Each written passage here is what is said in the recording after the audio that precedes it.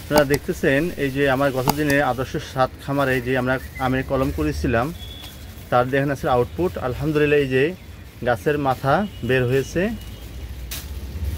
এই যে গাছের মাথা বের হয়েছে দেখেন। আজকে অলমোস্ট 7-8 দিন পরে এই একটা মাথা বের হয়েছে, এই একটা মাথা বের হয়েছে। এই মাথাটা আমাদের 50-50 চান্স, 50-50 চান্স, আল্লাহ ভরসা। আর এই যে আরেকটা বের হয়েছে, এই যে আরেকটা বের হয়েছে, মাথা বের হয়েছে। এগুলো ঢেকে রাখা লাগবে না, এগুলো এখন পলিথিন আমরা খুলে দিয়েছি। এখন মনে করেন যে এটা জাস্ট এই যেখানে জয়েন্ট এই জায়গাটা না নড়লে আল্লাহ রহমতে এরা এখন সাবলীলভাবে বড় হবে, গ্রোথ হবে। এবং আমরা আরেকটা জিনিস যেটা ইনশিওর করছি, কিছু কিছু গাছের এই কলমের নিচের পাশ দিয়ে, কলমের নিচের পাশ দিয়ে দেখেন আপনারা যে পুলকি আসছে, এই যে পুলকি, এগুলো ভেঙে দিতে হবে। তাহলে গাছের মাথার জোরটা চাপ দেবে। এই যে আমি ভেঙে দিচ্ছি, এগুলো কোনো ধরনের ইয়া রাখা যাবে না, নিচের ইয়ার তলে শক্তিটা নিয়ে দেবে। এই যে এখানেও আসছিল, এই যে এখানে আমরা এটা এই যে ভেঙে দিচ্ছি, ভেঙে দিতে হবে।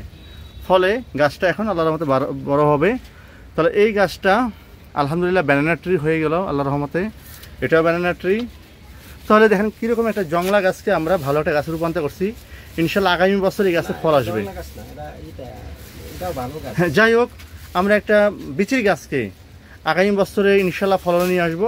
আগামী বছরে ছোটো গাছে আমাদের 4টা আমরা ডাল হবে আগামীতে, একটা রুট 2টা রুট হওয়ার পরে আমি বাধাটা কেটে দেবো, 4টা ডাল হবে আগামী গাছে। আগামী বছর 4টা ডালে ইনশাল্লাহ আমরা মুকুল আশা করবো, সেভাবে ট্রিটমেন্ট করবো। সে ধারাবাহিক অগ্রগতিতে আমি আপনাদের সামনে নিয়ে আসবো ইনশাল্লাহ।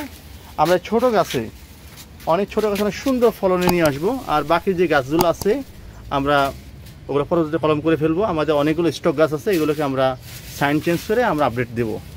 এই হচ্ছে আমার কলমের আপডেট, আমের কলমের। আমরা বলছিলাম থেকে আপনারা আপডেট জানাবো।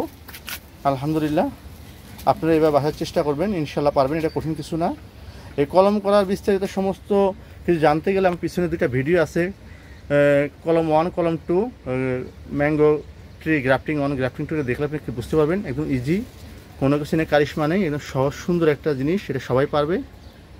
আপনারা সকলে চেষ্টা করুন, নার্সারির উপর নির্ভর করেন না, ভালো একটা গাছের সাইন এনে আপনারা আপনাদের বাসার যে কোনো গাছকে ওই জাতে রূপান্তর করতে পারবেন। ধন্যবাদ। আসসালামু আলাইকুম রহমতুল্লাহি ওয়া বারাকাতুহু।